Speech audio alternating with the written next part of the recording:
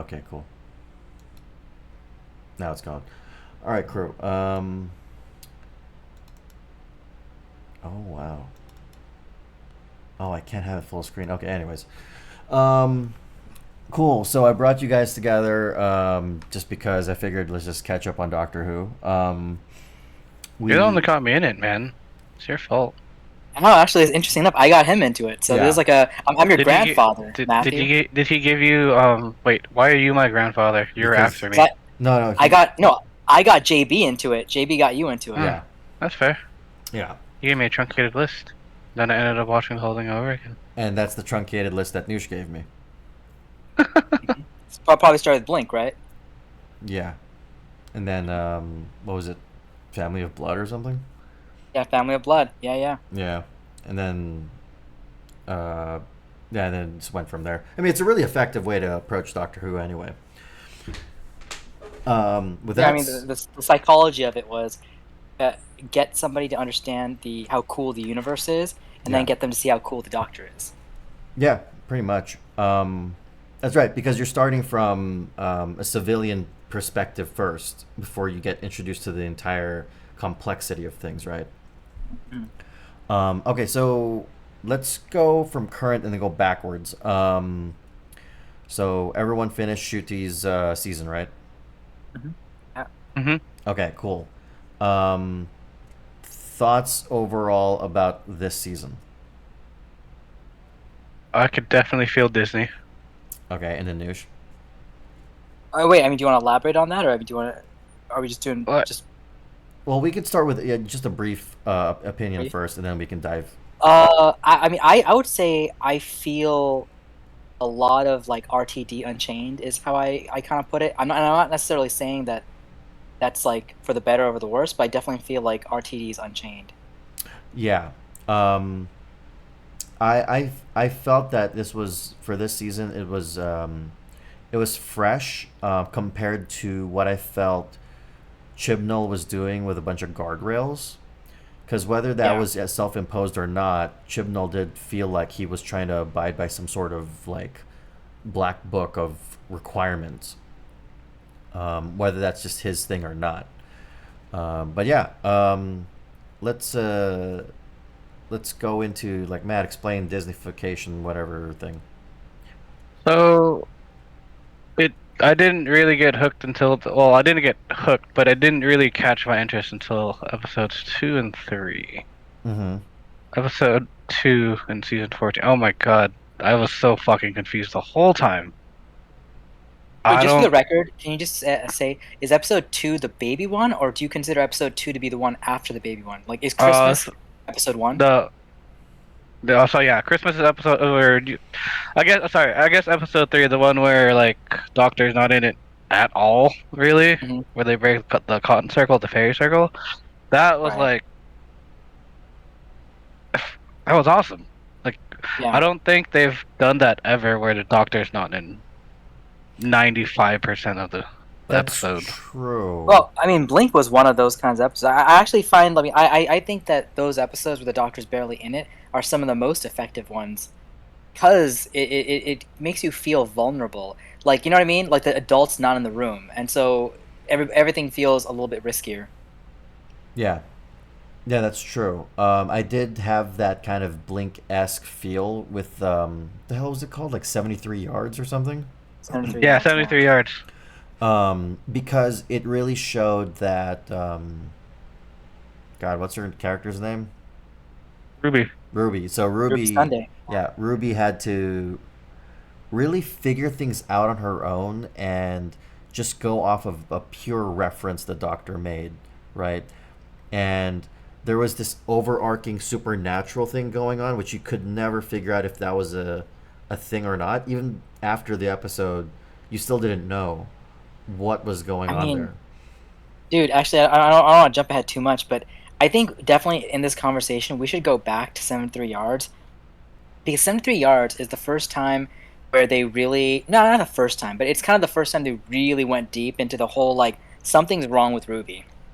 Something Right. is deeply problematic there because ultimately at the end of the revelation, it still doesn't tell you why the hell were people so freaked out by her. Now I think now having watched the final episode of the season, I think we can make some conjecture as to what that reasoning is, but it's still not very clear. So I want to talk about that, but let's back to you, JB. Oh, Okay. there's so much stuff. Oh my Right. god. I guess we can focus on 73 yards real quick and just reference whatever other episodes help corroborate that explanation, because it still didn't have a major explanation, even though by the end of the episode you got the notion that it was Ruby signaling herself. Yeah, But I didn't get that it's until still the end. So right, in but that even respect, they did a fantastic job. I'm like, okay, cool, mission accomplished. yeah, Lady goes away. but even then, what triggered her to loop back to the beginnings is very unclear. And I that's the think thing about this season. I just felt like it was very, very unclear. Like we got 73 yards yes. for, the prime minister, and that honestly, I thought how it relates to the last episode. That's a fairly, for me, that was a really, really weak tie into a previous episode. Was that just a setup for the final episode, or is there going to be more after episode 8 that ties into, the prime minister? It's like Noosh, I feel like they just do one-off references or callbacks. right? Noosh, go ahead. Oh no, what I was gonna say is, I mean, here's the thing. RTD. This is what I mean by RTD Unchained. Like RTD typically does this thing throughout a season where he will have a consistent reference, a consistent background callback throughout the episodes of the season, like Bad Wolf, for example, Mm-hmm. that he will then reveal at the end of the season. It's a very simple but effective way of creating like a collection of like a thread across the entire season of a show, right? As a showrunner, between all the writers who've done Doctor Who, I just feel like RTD is the best at doing show running, at connecting the episodes across the season to tell a story, because he doesn't, I mean, to be completely blunt, he doesn't try very hard. He just kind of creates a loose connection and just kind of tells a story, and it works. You have people like Chibnall, you have people like Moffat who try to do this complex web of stuff, and Chibnall's just fucking awful at it, to be Yeah. blunt. And Moffat, while he is very good, he just lets you down. He just hypes. He's a hype man. He hypes, and he never delivers. Right. Right. I So don't know. basically, I really don't know Moffat. about that. I mean, tell me. There's one time Moffat delivered, and that's the first Matt Smith season where it's like he delivered hard. Everything else, you look back at all the questions he raised, and there's like pretty much no answers for them. Everything's just kind of just hand waving, you know. But That's my true. main point though is Moffat actually tries. Like Moffat actually tries. Whether he fails or succeeds, he tries. RTD just kind of does the bare minimum. Now I'm mentioning all this because in RTD Unchained, which is this season, RTD was trying to create some kind of I'm not sure, like complex storyline, but my opinion is that he didn't really satisfactorily like explain everything, like the whole 73 thing, right? Yeah.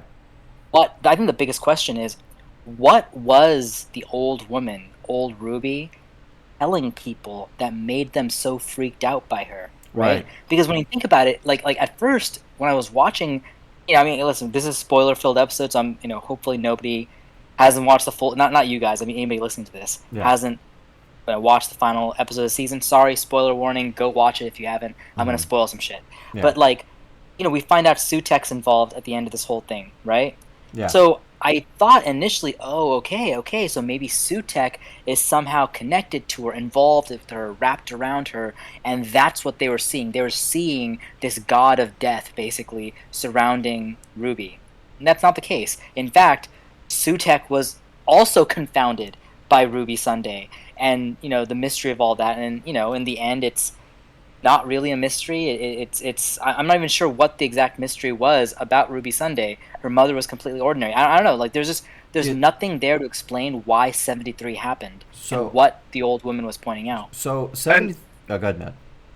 And that's the thing, like, for me on a surface level, I think the old lady was just telling people stuff. I think it was just more of a storytelling device. She was telling them something or whispering something just so she could show younger Ruby that, hey, when people talk to me, they will run away, just to Yeah. set that up for the big, get the prime minister to bitch out and kind of I run mean, away.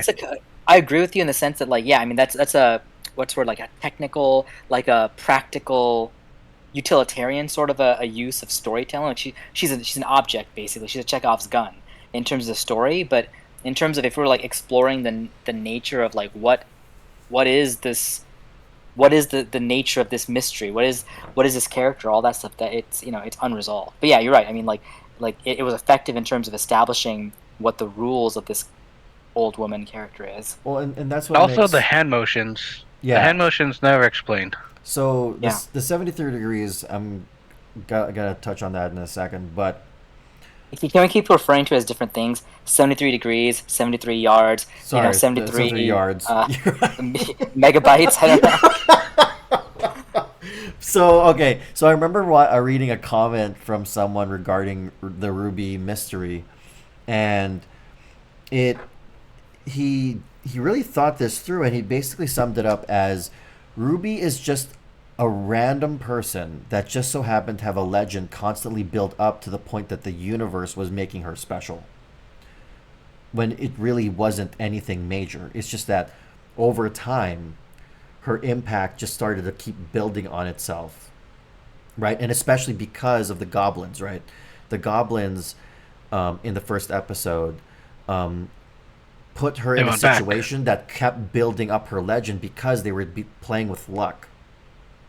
Mhm. And so the effect that the goblins had on her eventually started a chain of reaction of significance. If the goblins did not involve themselves with her whatsoever, she'd just be another person. But that's what the person was analyzing. Now going back to 73 yards, I still am confused as to what that entity was towards the end of old Ruby's life that got her to time travel. That entity was not explained unless Yeah, what got her to go back, or what jumped her back? unless it was the trickster. And that's also the thing, right? The Pantheon, Yeah, the the trickster gods. is the only thing I can imagine making sense because the trickster is the god of traps and Ruby stepped into a trap. True. That's the only thing that makes sense to me. And the entity did have a, was it a hood? Wait, did they show? Oh, you mean, wait. When you say the entity, do you mean like In the the hospital room. woman who? No, that was just hair. It was just hair? Okay. So I don't know. Yeah. I don't know what.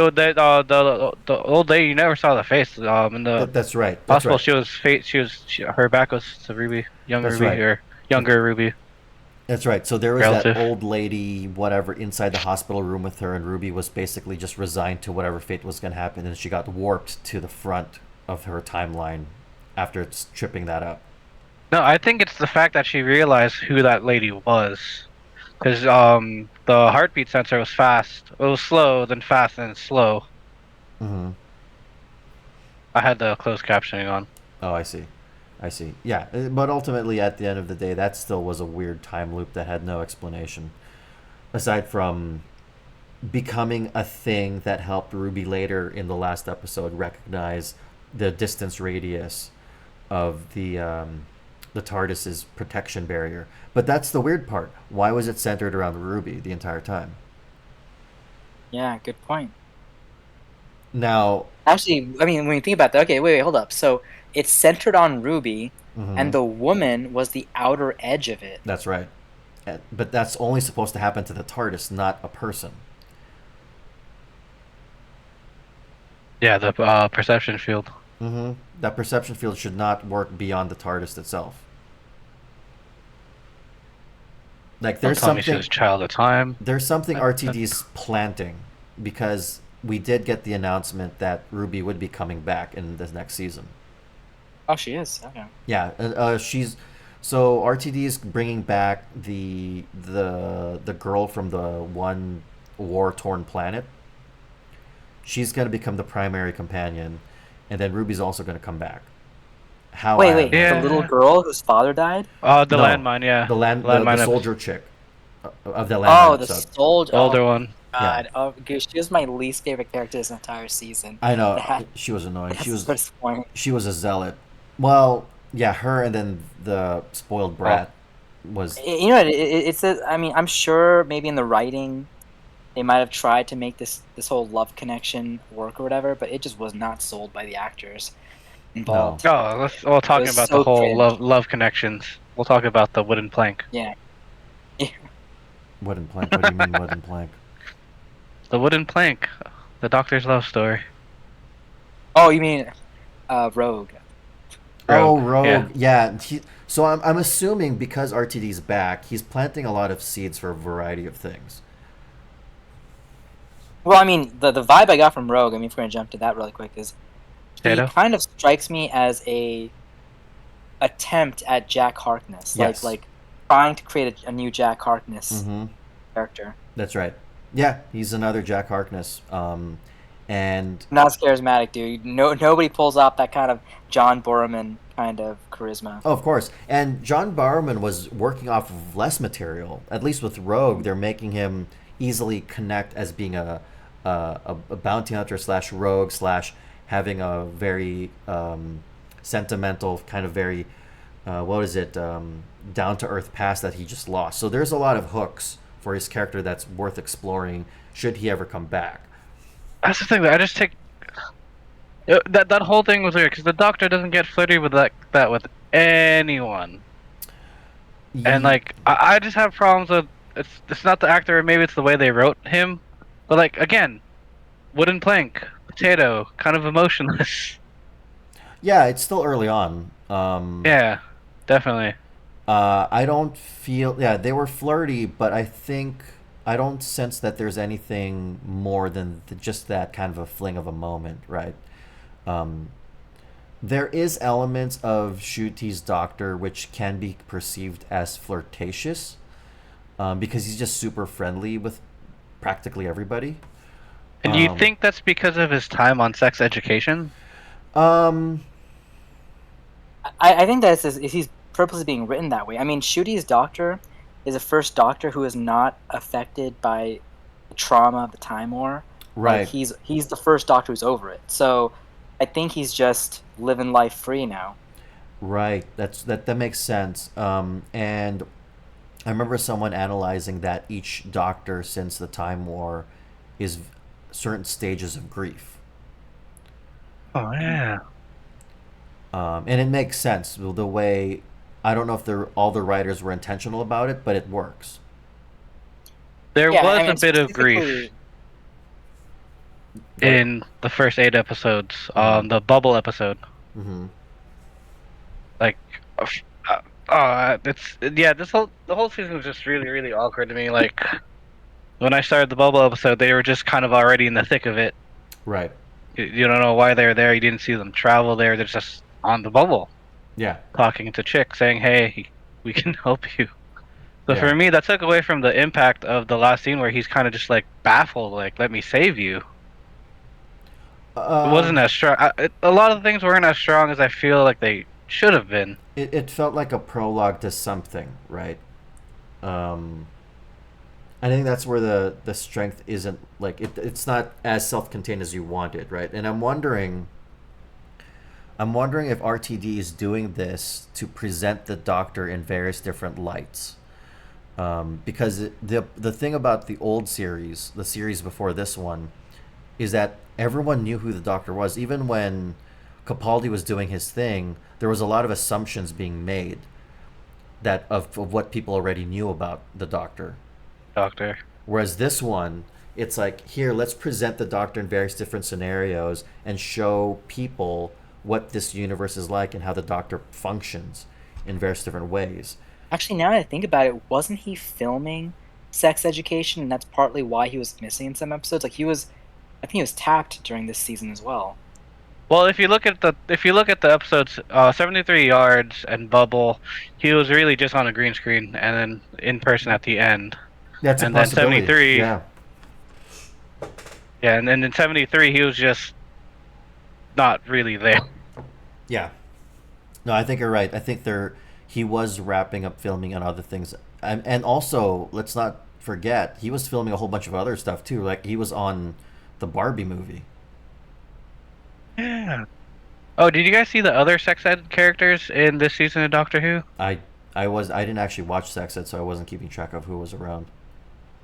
I saw I saw two of the actors from sex ed. Mm. I would hope that basically next season is a cleaner. Um, I guess like since all the introductions and all the scheduling things are over with now, we're gonna see something more classic in terms of storytelling, or at least I guess RTD will just continue doing his thing. And that goes back to where I started. Like, do you feel like do you guys feel Disney at all? Do you think that they had as much time as they normally would, or do you think Disney influenced it a lot? The fact that it's branded a Disney series. I feel Disney more in Star Wars than I do with Doctor Who. Yeah, I feel the same way. I don't really feel too much of a Disney presence. I'm sure they've got their finger on something or other, but I don't think. I think this was more of an RTD influence than it was Disney. Disney. Yeah, because if you notice, there are parts of this series which deal with some very like intense moments or subject matter, and Like that's Bubble. That's the Bubble. one that. Yeah, Bubble was pretty dark. It really I was very surprised, but it made sense in retrospect in that episode that it was a very prejudiced society, and that kind of just threw me for a loop. I was like, whoa, that's I'd never thought of that before, but basically they And marginalized the I can't doctor. remember how to walk. Oh, that's a good one. Right. So it's that episode. I feel like it was underrated. Not many people talked about it. Maybe it's Wait, because it are was you serious? I controversial. feel like that's the episode people talked about. Oh, really? How about the I don't fact know. that they Articles off written about. someone by shooting a marble through his head? Yeah, that one was like literally She basically like Walking Dead that character. right, and Shot him then in the leg so she could get out. and that lends itself to what Nusha's mentioning. It's basically RTD Unleashed because when Doctor Who was still on BBC, they were still putting a lot of restraints on the type of content they're willing to put out. At least not to the caliber that they're normally showcasing, right? Because before RTD brought back Doctor Who, there were guardrails in terms of the type of content you could just throw out there. Yeah, Um, I mean, right off the bat, one of the big ones was RTD was always circling like um, like queer content basically when mm-hmm. he was doing the initial run, Yeah, but now he's like pretty openly straightforward about it. I mean for the better. Like that part, I think. Well, there's some aspects of it that I think that are really good. Some aspects that are super awkward. yeah. I don't know. Like the most awkward thing RTD's been doing that I'm just like maybe just be a little more casual about it is I'm glad he's putting differently abled people Yeah. in the show. And that's good. I'm glad that it's a Oh, more diverse show. the Like the version of Q, Unit's version of Q. yes, like the little kid on like the Segway, and then there's also the Yeah. lady who was like on like a scooter. But Yeah. here's the thing, like the way they bring these people into it is like really awkward. Like it basically it's like he's specifically calling out, hey, look at this. Look at how This is different. diverse this is. Yeah, I know, dude. The kid. There's a scene where the kid fucking gets a gun Oh yeah, on yeah. his Segway, and Oh he's like Yeah. god. freaking like shaking his Segway to shoot the. All I know is there's some things he does. There's a joke he said in the Christmas episode that I thought was just kind of like really awkward because I think what it was Donna Noble says something about like oh like you can't just park that here. Like she used the word park, and then she looks at the lady on the scooter and she's like, "Oh, I'm so sorry. I didn't mean to offend you," or something like that. And she's So like, "No, are it's we okay." agreeing that that's Donna Noble? Because a lot of the speech pattern feels like the Master as well. Wait, what are you talking about? Oh wait, is that some kind of theory that that's the master and So not Donna Noble? I thought that was Donna Noble at first as well. Verdict is still out, but a lot of the at first we get introduced to that character as like the freaking annoying Karen lady, Wait, what are we talking about right now? the next door neighbor to the mom, the grandma, and where Ruby lives, Oh, Miss Flood. Miss Flood. What about her? Like she resembles Donna Noble, but then there's certain things like where she's kind of dark, and Donna Noble's not dark. She's Like not. when she went to go babysit the grandma, I was like, oh, what a shame, I had plans. And then the outro is feels a lot like Missy. I don't think so. You notice that Miss Flood still has the snow thing going on. Yes.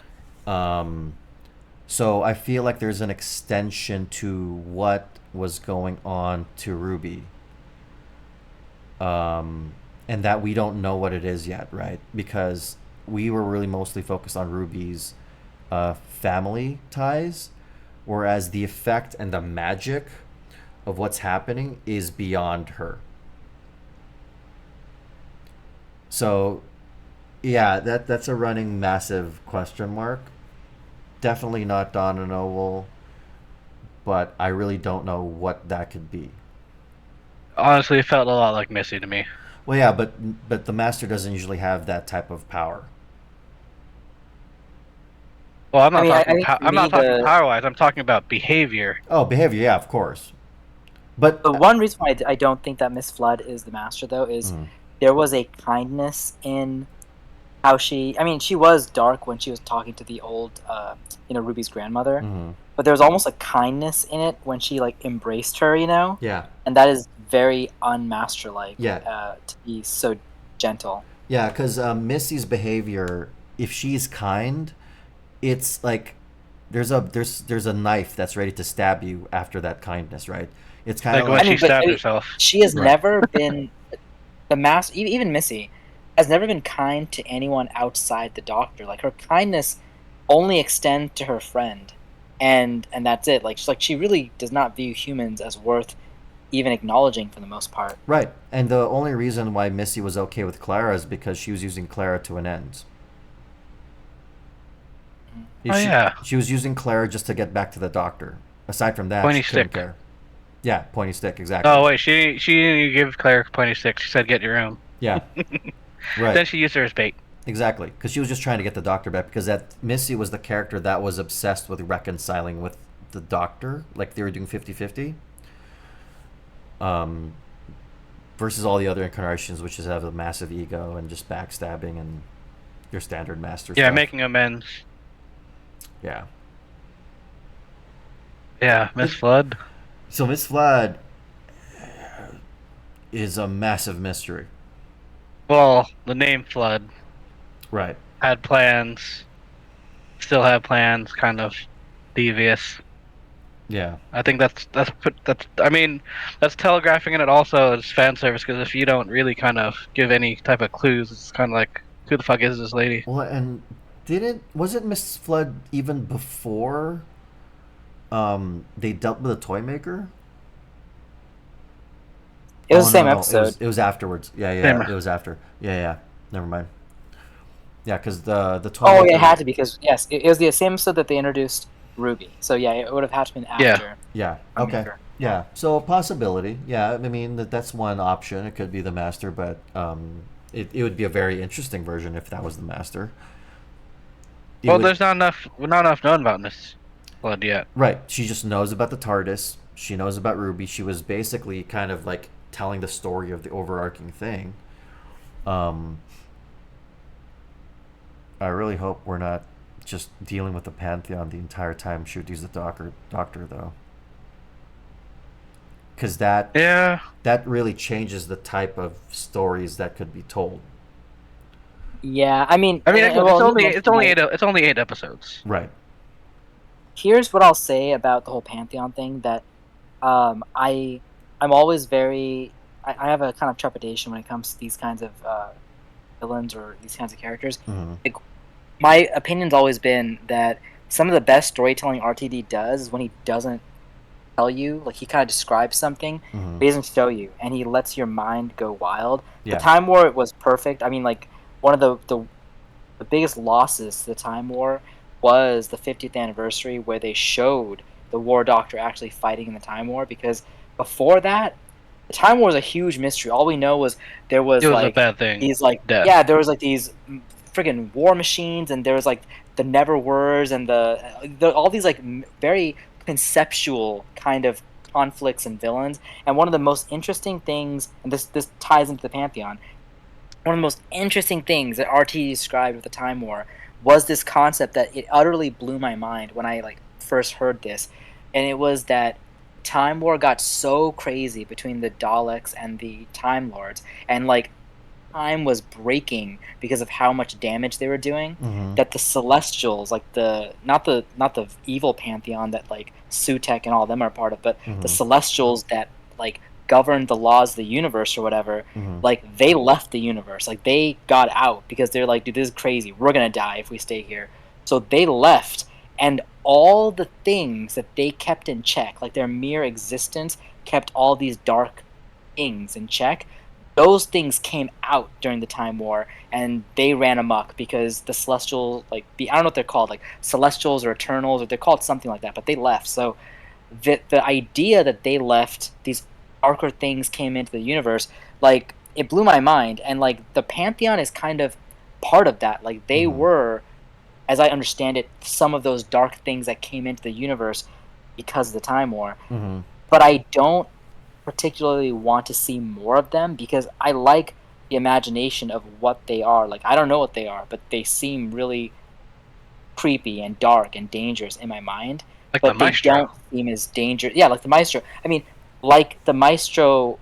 If somebody described the Maestro to me, I would be way more terrified than what I saw on screen. I mean, it was scary still, but I'm just saying what they can never show you something on TV that's more scary than what's in your mind. And I Yeah. like the fear that my mind creates about these kinds of descriptions. Yeah, and I'm always curious, like if RTD will ever draw back to the Time War and bring something from that, like existence, because as you're alluding to, there's so many things that he referenced in Yeah. that The Nightmare speech. Child, for Yeah, example. nightmares are like we're never gonna see any of that. I mean, I think they might have alluded to some of it in the Big Finish stuff Yeah. further, but yeah, nothing into the mainstream right now. Um, but just to kind of, I don't want to make this too long, but uh, since we kind of discussed the overall season, thoughts on the way it was completed, the last two episodes. Matt, go ahead. Go first. So I think they rushed the doctor's down on his luck thing. Mm-hmm. Um, yeah, I think they rushed that. I didn't feel like he was in actual trouble. Yes, the doctor will always get out of it, but he wasn't struggling enough. Okay, yeah, that's true. Noosh, your thoughts? Yeah, I mean, I think that they spent a lot of time on the Ruby mystery, but it didn't really go anywhere. And then a lot of times when RTD does this thing, he does this thing where after the cliffhanger of the penultimate episode, the one Mm-hmm. that's before the two-part finale, Mm-hmm. he always opens the first part of the two-part finale with like the world is dystopia. Like like basically, Hmm. oh, the Cybermen and the Daleks took over, or Howard Saxon is like going wild, buck wild, Mm-hmm. Yeah. or something like that. He's always opening with dystopia, and I think that I mean Matthew said, like the dystopian part of the Sutek stuff could have been built up more Heavier. because yeah, like the Doctor really didn't have to struggle much. He was just kind of just got a spoon, man. Like he just got a spoon, and he's like, all right, everything's better now. That's It was true. pretty fast I could turnaround. have Yeah. I could have seen this as a longer arc, right? It could have easily been at minimum a three-parter, because they squashed so many things. Like I think the John Saxon arc, to me, was cleaner, Yeah, that was like that was like 3 episodes. And there's a lot more baked in. right? Because it started with the it It's the start end of time one end with of time, Doctor right? And Yana. then it was the Yeah, sound of the drums, and then there was like part one, part two of that, right? So it was technically a three-part like finale. yeah. And this one was just a two-parter. So, and they just squashed so many things in there that it was interesting how they started the first part of the first episode of the two-parter, but then it just started rushing. And How do you guys feel about? Oh, go ahead, JB. no, Finish that your was, that was thought. it. How do you guys feel about this trend that's kind of been ongoing pretty commonly lately with Doctor Who, compared to like the old series, which is they're making the companions very important. Like that does say like you're my impossible girl, Mm-hmm. or Yeah. Oh, that a was girl who awesome. waited. No, I'm not saying bad things about Oh, it. did you I'm guys just catch saying, the fan service? The Clara In final episode when they get brought back. the memory Um, TARDIS. no, not the memory tire. So when Miss Flood and Cherry Sunday come back, Uh huh. Miss Flood says that clever boy. Oh. oh yeah, yeah, yeah. Okay. So Yeah. yeah, so that might be alluding to something more later. So I'm really I think it's curious. just I think it's fan service for fan service sake, but I Yeah. hope I'm wrong. But it It's also doesn't tie in because is that Missy, is that Donna, is that yeah. Clara? It's harder. It's hard to say with RTG. Like he basically is planting a lot of seeds that can open himself to a variety of whatever he could just pluck from because he is very much in love with Doctor Who. Like everything that he's ever experienced, whether from media or he has done himself, he channels it back into Doctor Who, which is why, as Nusha's mentioned, it's basically RTD Unleashed, right? Because you could see elements of Black Mirror, you could see elements of so many different things that have happened over the last 10 years that RTD wasn't running things. Like, was it 20 years now, 15 years now? In a long time. And now he's back into it. You see these influences seep in. Um, but yeah, no, I didn't really catch up about that. Glad you pointed it out. But to your point, Noosh, the entire theme of companions becoming more emphasized, it is strange, right? Because I remember when RTD, Bonds. yeah, the pawns, like when Moffat took over, the companions started becoming more emphasized. And I was I would say with Donna Noble was the initial start of that when true, she became Dr. Donna. true, that's true.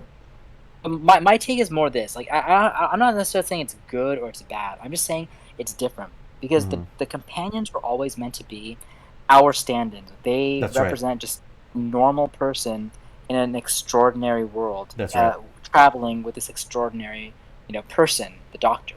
That's right. But when you start making them these critical, important people to the universe, Hey, they're we somehow got part of the we got mystery. Melody Pond out of it, okay?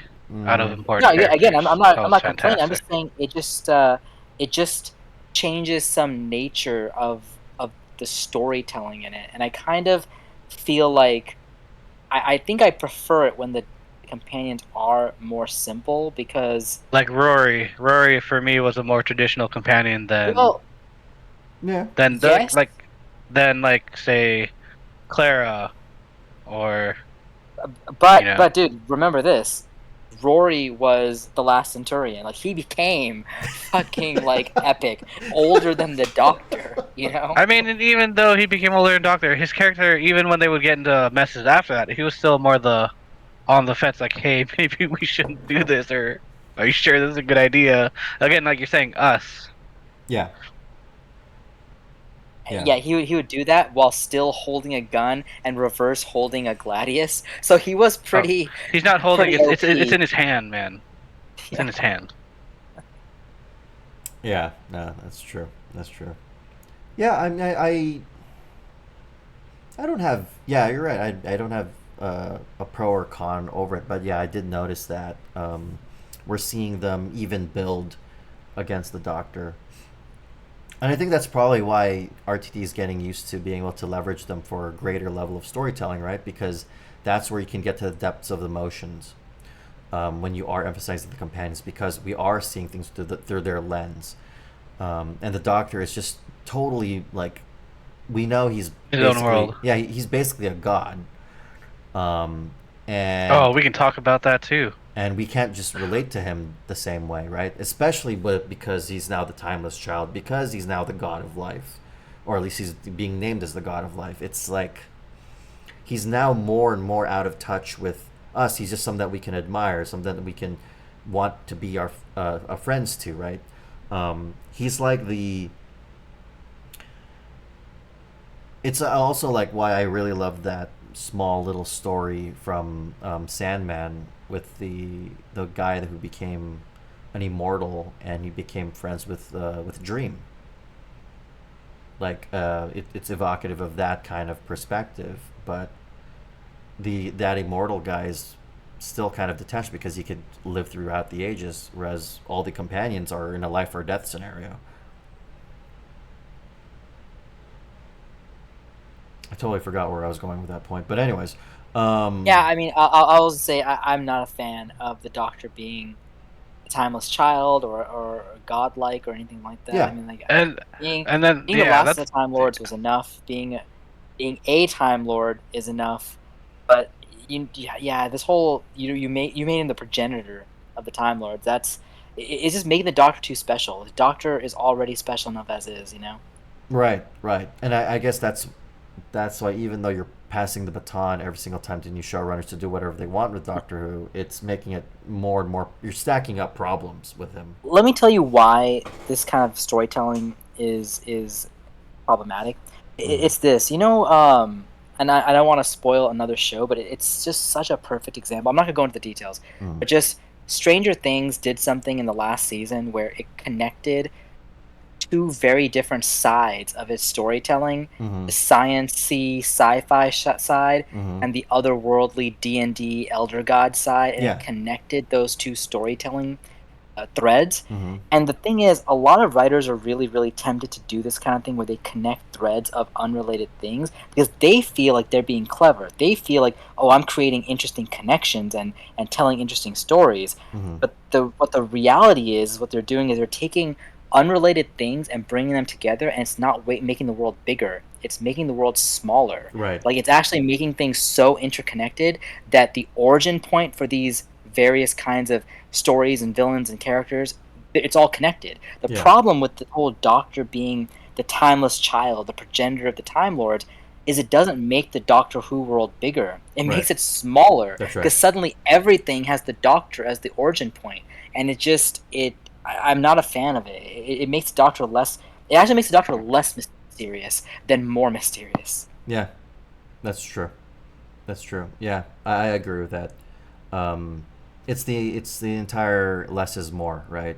And Mhm. he was great for the entire. If anything, remember, like losing Gallifrey actually made it less, which made him more. Yes, exactly. It made the Doctor more interesting because there was this entire part of the story that's cut off. Yeah, He's the last of the Time Lords. Yeah. and now we're back into re-losing Gallifrey, but now he's also the timeless Actually, the worst child. part is, dude, he went from being the last of the Time Lords to literally being the first of the Time Lords. Gosh.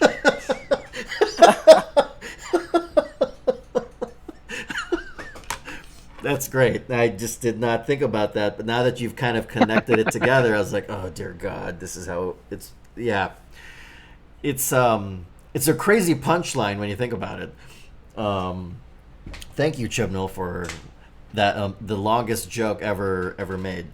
Um, but yeah, I think we have a really solid conversation here, and oh no, I think there's two more things to talk about. Oh, I know. I'm sure you could talk about it longer, but it's also getting really late. Oh no, I'm good. Okay, this food for thought. So when Okay. he got hit by Sutek's sand, he flashed green. Did you Wait, guys think anything of that? wait. Who flash screen? The Doctor flashed green when he was hit by Sutek's dust. Do you I think that was didn't. a fatal hit? Nah. Then why did they Unless it would be flash like a him green? long-term thing. I don't know. Yeah, Maybe. like no one else flashed green when they got hit. They just fucking died. Wait, why did they flash? Why did the Doctor flash green? I've never I seen the don't Doctor know. flash any other color but yellow or orange.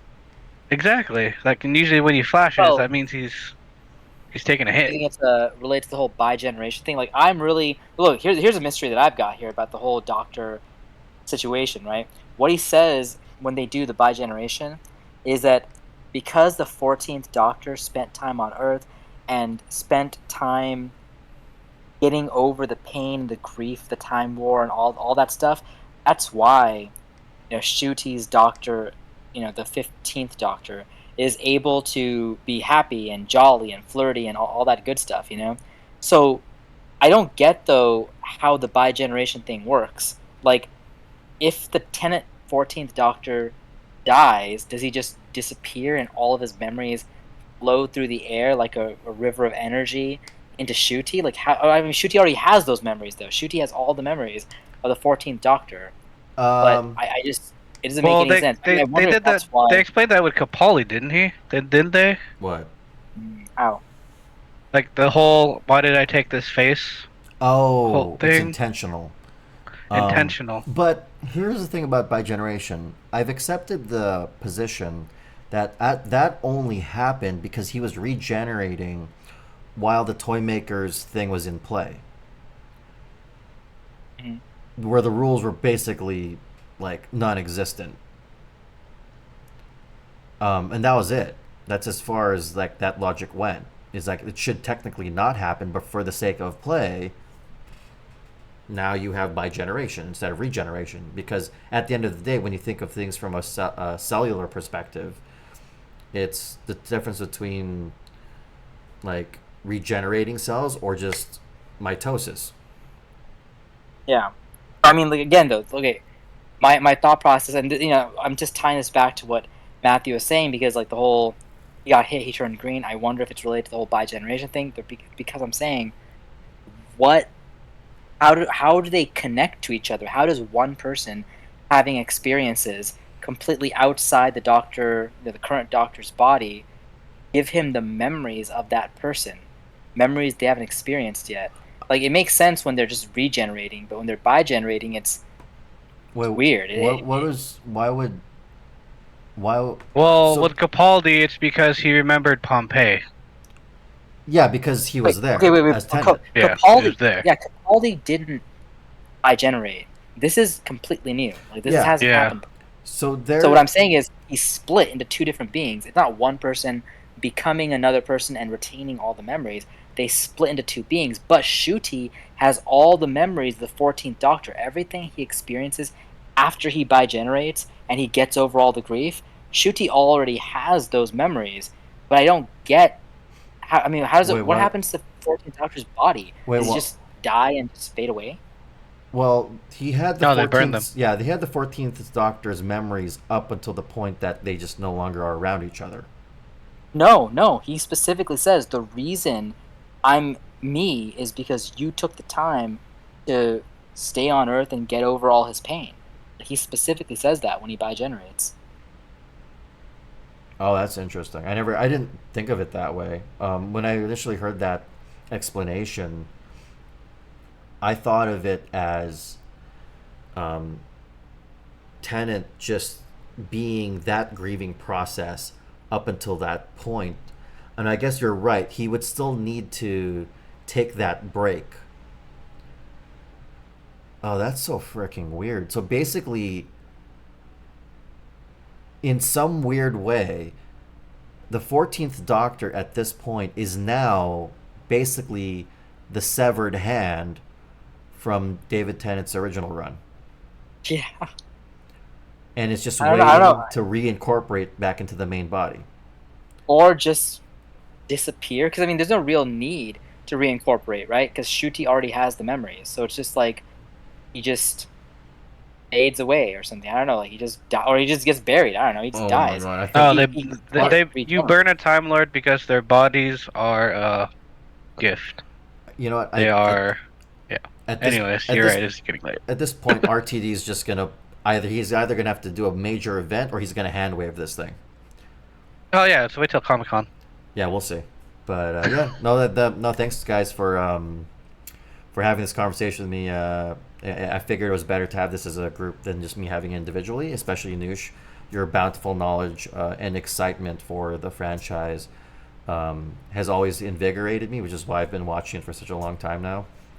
And Matt, Yeah, man, you held the torch when I quit watching the show. well, dude, I mean, honestly, there were parts where it was just rough, but I tried, right, Yeah. just to get just to understand why people are having certain sentiments. But yeah, no, I really appreciate it, guys. Hopefully, we'll have another one of these soon, and have a good night.